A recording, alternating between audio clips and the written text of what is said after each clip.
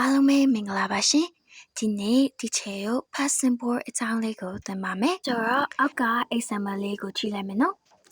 They watch TV every evening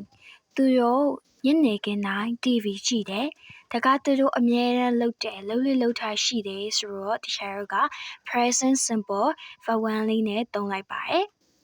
အောက်ကစာကြောင်းလေးကိုကြည့်လိုက်ရအောင် They watched TV yesterday evening သူတို့မနေ့ကညနေကTV ကြည့်ခဲ့တယ်အဲ့လိုမျိုးမနေ့ကဆိုရယ်အတိတ်ကိုပြောချင်ရင်ဒီချေတို့က verb to past simple လေးနဲ့သုံးပါတယ်ဒီမှာဆိုရင် watch က past simple လေးဖြစ်ပါတယ်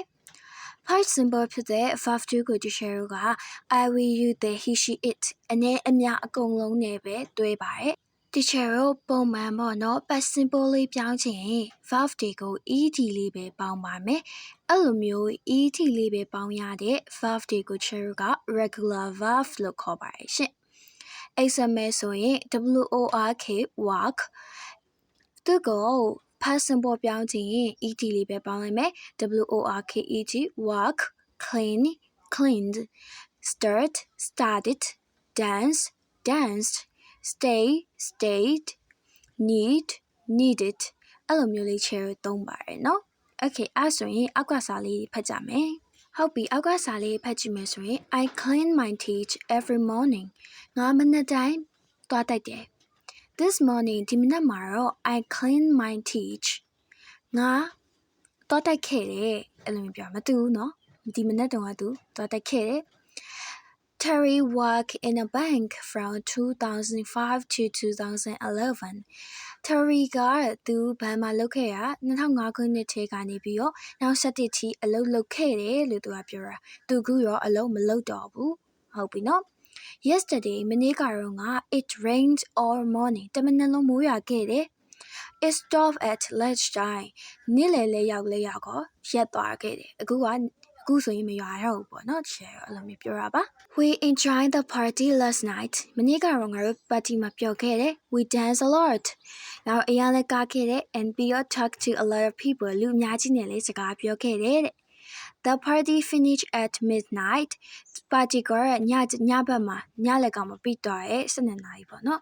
Okay ချေ spelling လေးကိုကြည့်ရအောင် try try ဆိုလို့ရှိရင် y နဲ့ဆုံးတဲ့အတွက် ied လေးပေါင်းပါတယ် tried tried okay studied အဲ့လိုပဲ copy ဆိုအဲ့လိုပါပဲ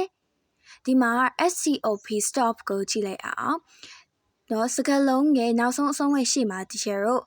vowel လေးတွေပါလို့ချင်းနောက်စကားလုံးနှလုံးဆင့်ပေးရပါတယ်ဆိုတော့ stopped stop okay ဒီမှာ vowel ဆိုတာကဘာလဲဆိုတော့ a e i o u ပါရှင့် plan ဆိုလဲအဲ့လိုပါပဲ planned planned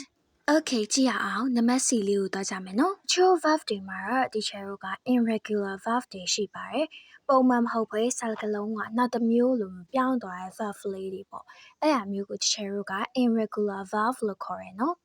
Okay ကြည့်လိုက်ရအောင် begin ဆိုရင်ချေတို့ begin ကနေသူက begin ဆိုပြီးဖြစ်သွားတယ်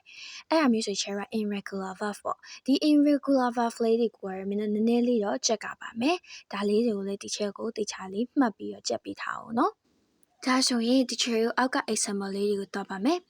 I usually get up early ငါအဲ့ရစောစောထားလေးရှိတယ်ဘာကြပေမဲ့ this morning ဒီနေ့မှာတော့ I got up at 9 o'clock သူ9နာရီမှာနိုးခဲ့တယ်နော်